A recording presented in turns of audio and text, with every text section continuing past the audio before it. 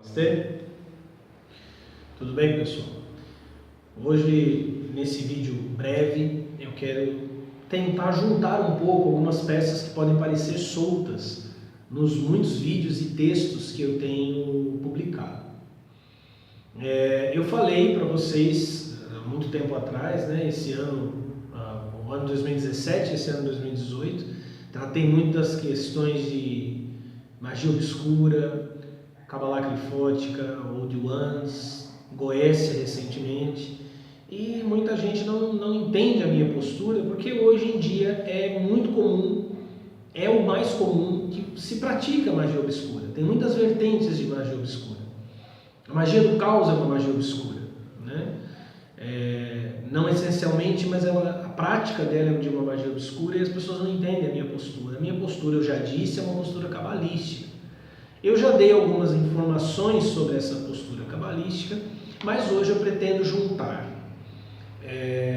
o Zohar, uma explicação tirada aqui do Zohar, para mostrar para vocês do que é que eu tenho falado nesse período, e uma outra fonte que pode parecer improvável, que é um elemento da doutrina da Igreja de Jesus Cristo dos Santos dos Últimos Dias. Popularmente a galera vê os missionários e os chama de Mormons. Inclusive queria aproveitar esse vídeo para mandar um abraço para todos os meus amigos aí que fazem parte da Igreja de Jesus Cristo dos Santos dos Últimos Dias. Tenho bons relacionamentos ali, já bati muito papo com eles e quero mandar um abraço a todos, principalmente para o meu querido Igor. E pensei muito em você na hora de gravar esse vídeo aqui.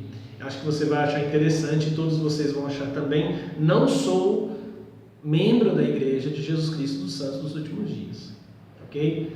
Se você me perguntar se eu vou bater martelo para tudo que acontece, para todas as práticas e doutrinas, não.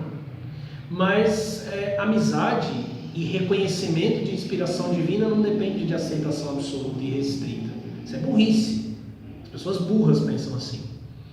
Então eu reconheço o trabalho da igreja, reconheço a inspiração divina de Joseph Smith e justamente porque ele era um rapaz do campo, analfabeto, ou semi-analfabeto, o que eu vou dizer agora, que se encaixa perfeitamente com a doutrina que ele recebeu por revelação, ou quase perfeitamente, ele não poderia ter recebido senão por uma fonte, no mínimo uma fonte esotérica. Então vamos lá. No Tratado de Bereshit do Zohar, na folha 48a, existe a seguinte explicação, falando sobre os flagelos de Deus. Os flagelos de Deus são os espíritos maus. O que é dito sobre eles? Depois que esses espíritos foram criados, eles ficaram no local que é feminino, o grande abismo, durante toda a noite do Shabá e no próprio dia do Shabá. Como o Santíssimo, bendito seja, fez com que o sétimo dia começasse, eles não se completaram. Eles ficaram sobre o mundo e se espalharam por todos os lados. Daqui a pouco eu explico o que era completar-se. Eles ficam no mundo para tentar absorver a luz dele. Isso ocorre com tudo que vem do lado esquerdo. E o Guerrinã foi feito com o seu fogo para isso, para estes espíritos. E todos eles do lado esquerdo ficam vagando pelo mundo. Agora o que é completar-se? Veja. E eles desejam se revestir em um corpo, mas não conseguem. Por isso é importante se proteger deles. Por isso foram estabelecidas as canções, que são as orações, de aflição que devem ser feitas sempre que eles começam a governar o mundo. Isso aqui é uma doutrina que o Zohar vai tratar em algumas sessões, de que o exército do lado esquerdo, da mão esquerda de Deus, os espíritos maus, eles não receberam corpos no sétimo dia, que é o sexto dia Adão e Eva são criados, e no sétimo dia, Deus ergueu o sétimo dia, levantou o sétimo dia, decretou o dia do descanso, justamente para dar fim à criação e não dar corpos a estes seres. E eles ficaram na terra agindo como, eles são chamados aqui, flagelos de Deus. Tem duas informações aqui que são muito importantes. A primeira, ele diz que eles ficam no mundo para tentar absorver a luz dele, a luz do mundo. E a segunda, é dito que eles desejam se revestir em um corpo, mas não conseguem. Num outro momento vai ser dito que eles desejam que o nome de Deus paire sobre eles. Então você entende que o nome de Deus e o revestir-se de um corpo são a mesma coisa. Eu mandei um áudio recentemente falando sobre Malhut, sobre o mundo de Ásia, o mundo da ação, e aqui cabe uma observação. Por que eu tenho um certo cuidado com o material, por exemplo, encontrado em Nag Hammadi, dos gnósticos cristãos? Porque os gnósticos cristãos, assim como os cátaros, eles não compreenderam essas doutrinas. E hoje muita gente também pensa dessa forma. E acha que o mundo e a matéria são maus de si mesmo. Acham que eles são uma criação inferior.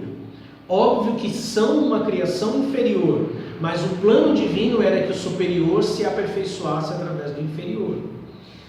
A grandeza do ser humano é justamente porque ele recebeu um corpo que é a imagem do universo. Ele recebeu um microcosmo.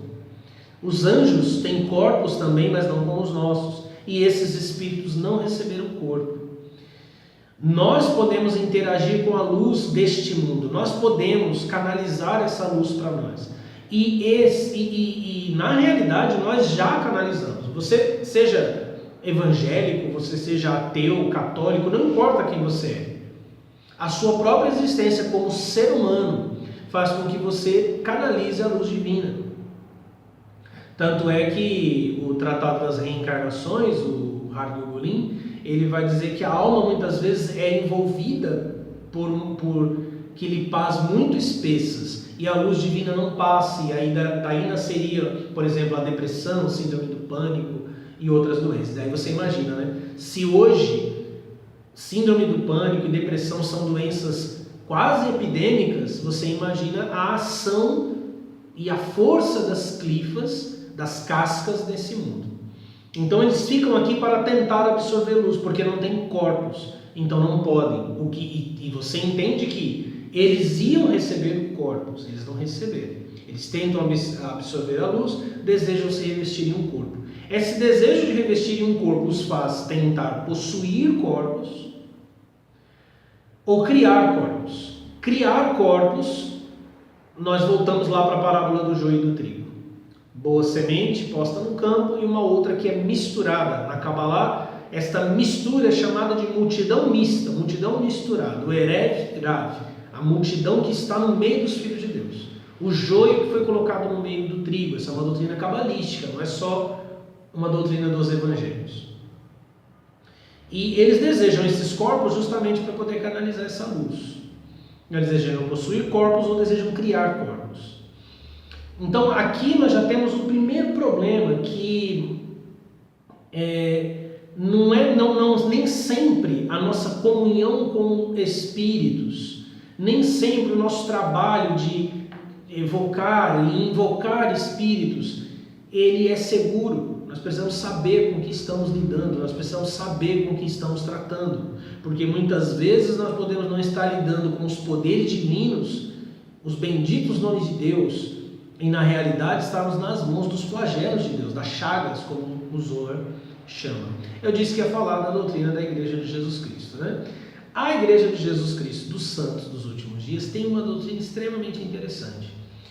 Eles dizem que antes da existência terrena, os filhos de Deus já eram deuses, eles foram reunidos num conselho celestial.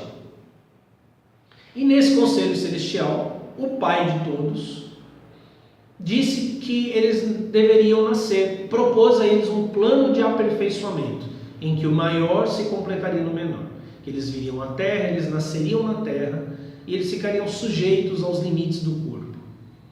E que o retorno deles para ele, ou seja, o retorno destes espíritos encarnados para a natureza divina, deveria ser feito por intermédio de um mediador.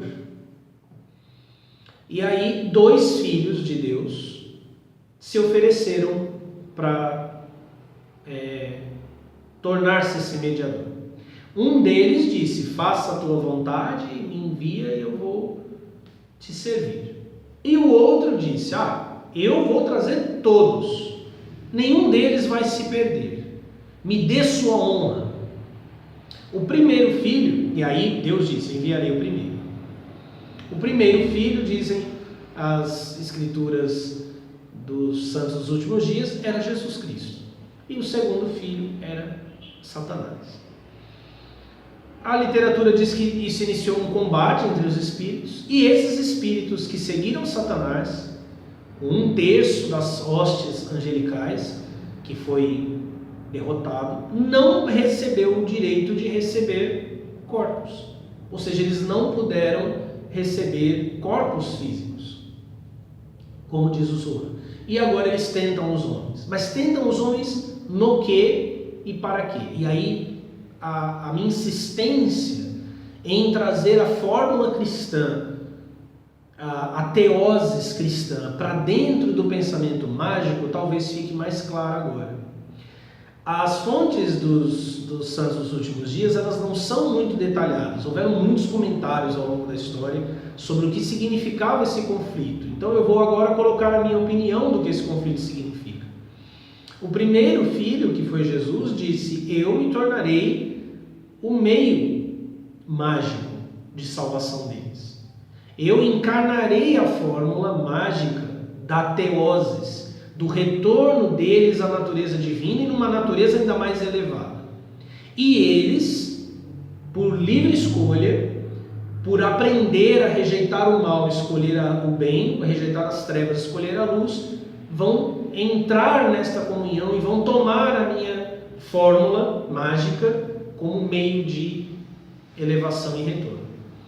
E o outro filho, dizem as fontes dos santos dos últimos dias, que Satanás pretendia destruir o arbítrio dos homens. Mas eu acho que realmente ele destruiria o arbítrio, mas eu acho que de uma forma muito sutil.